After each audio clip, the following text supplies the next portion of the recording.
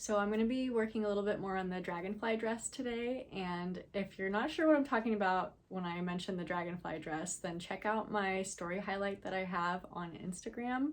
That's where I have shared sort of like my progress that I've made on this dress as I've been doing it. I haven't really made any videos like this in long form of the Dragonfly dress, so this is the first one. You're caught up if you watch the stories. That's basically all there is to know about it. So I'm really excited about working on this today because the dress is finally at a point where the work that I do on it actually starts to look more like the final vision that I have in my head.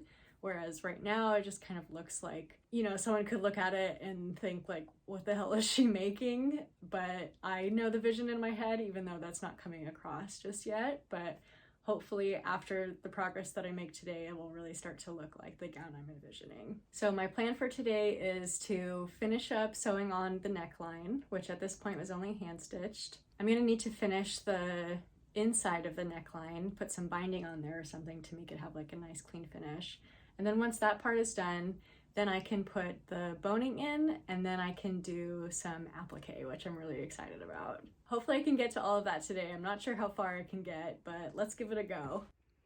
So as I mentioned, the last thing I did on this was hand stitch this part of the neckline onto the bodice. And I need that to be secured a little bit stronger than just my loose hand stitching. So I'm gonna stitch that on.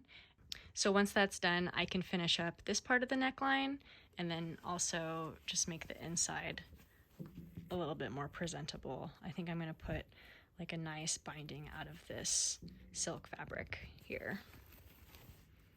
Once that's completed, I can finally put the boning inside of these channels and then I can really start to put on this applique and start stitching it down. It might seem counterintuitive to put the boning in first before I stitch down the applique, but that's because I want to make sure that the boning can actually get through the channel and that I don't accidentally stitch through it. So once that's done, then really the good stuff can start happening.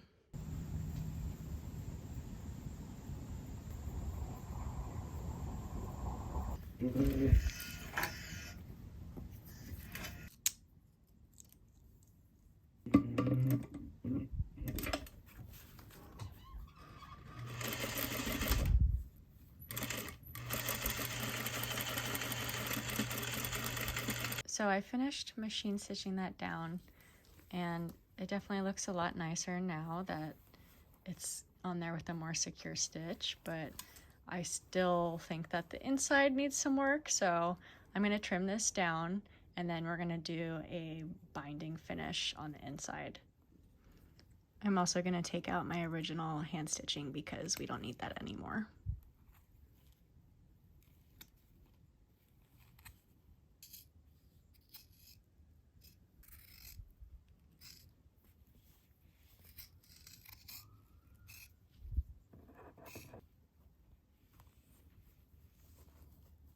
I had stitched on this corset try-on grommet piece before.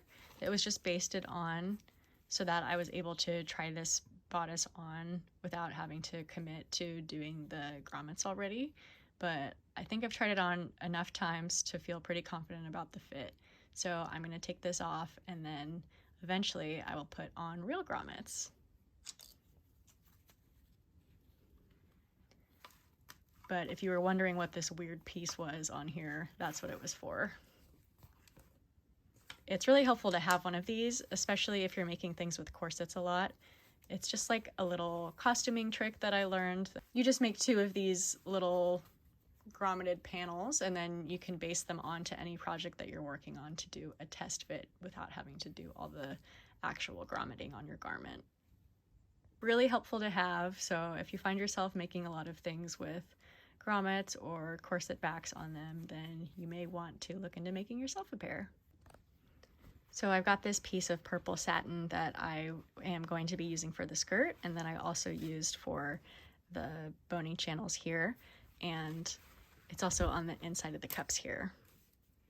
This is a silk charmeuse, so it's really, really soft and supple, and I think I'm going to use it to do the binding around the neckline. It'll match really well with the cups here, And then it will be visible through this part, but I think it'll look nice because it'll match the bony channels. And also I'm going to be putting a bunch of applique over here anyway. So even if it does kind of look funny having like a purple piece along here, I think it'll be hardly noticeable at all once I have the applique over it. So I'm just going to cut a strip of bias for this binding, and this is the same piece that I was already using earlier, so it's already been cut on the bias before. And then I'm planning on doing like a single fold binding. I want it to be 3/8 wide when it's finished, and I'm going to do that times 4, so that's going to be 1.5 total.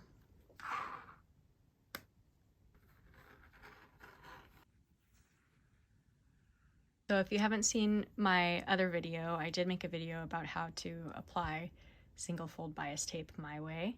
So I'm not going to do any ironing or anything like that first. I'm just going to start sewing this on to the garment.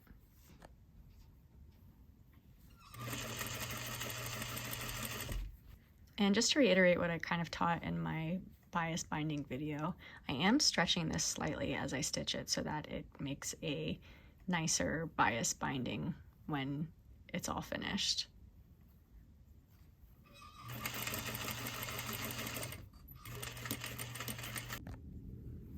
This part of my binding here is a little bit stiff because it's going from like a curved shape to a square shape. So it's kind of tight on the inside, but I'm just gonna trim this, or snip it rather,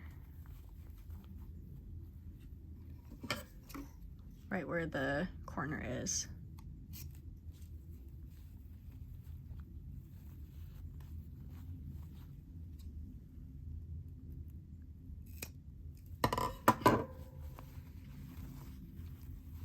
That should help relieve some of the tension. And then I'm going to hand stitch this down.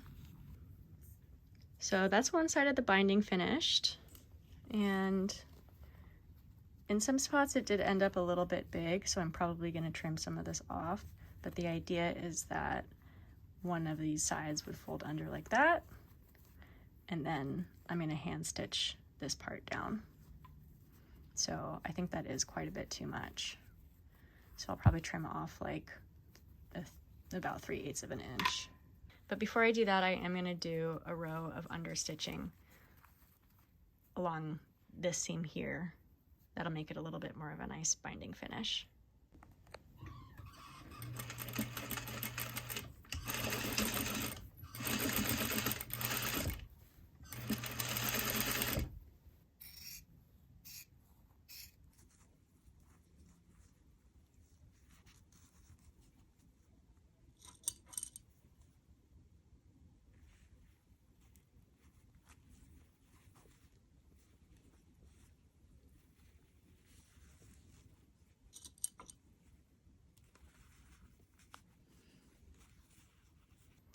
So I decided to use a catch stitch to stitch this down, and the reason I chose that, if you're not familiar with a catch stitch, it's really helpful to use in places where you want to make a almost invisible stitch on the outside of a garment. So on this side it's pretty visible, but on this side you can almost barely see it. And we're going to put applique down here so that it's even less visible. But the appeal of a catch stitch is that when you're stitching it, you're only supposed to pick up a few threads at a time of the outer fabric, just enough to catch the fabric, so to speak. And that way it makes the stitch on the outside almost invisible. It would be a little bit more invisible if I was actually using a thread that matched the fabric, but since this is a sheer thread, it's a little bit harder to get an exact match, unless I used like an invisible thread or something. But those are really icky to do hand stitching with. I wouldn't recommend it. I'm going to use that later when I do my machine applique, but for hand stitching, there's no way I would use that. And since this is going to be covered with applique anyway, I'm not too concerned about the little spots where you can see it. And actually this fabric is 2 layers, so if I try really carefully, I can manage to only catch the under layer so that it's not attached to this top layer at all.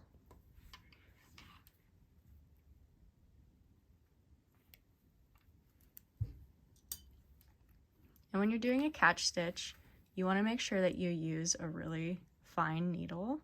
This is a size 11, for example.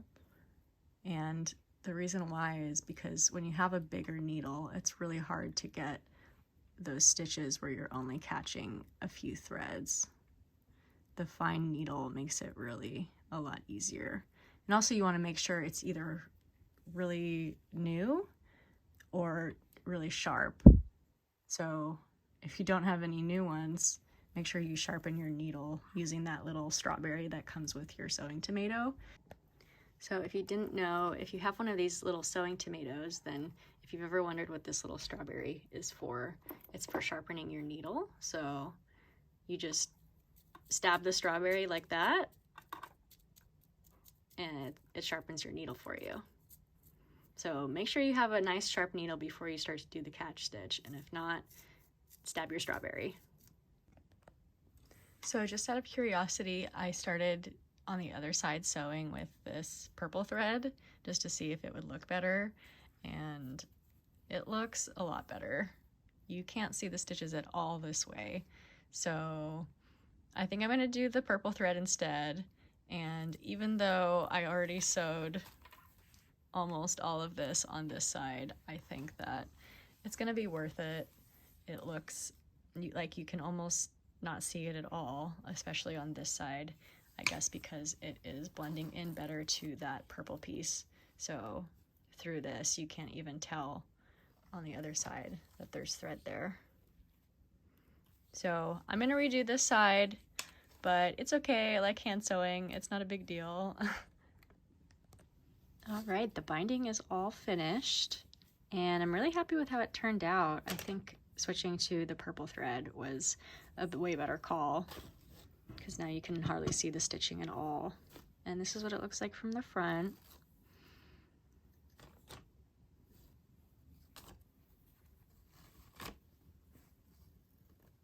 So I think I'm gonna stop there. I didn't get as far as I wanted, but my phone battery is dying and I keep running out of storage on my phone, so I think it's time to stop and regroup before I go any further.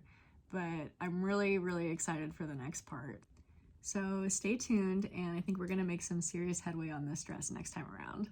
If you have any questions about any of the techniques I did today, let me know, and I'm happy to go more in depth into each one.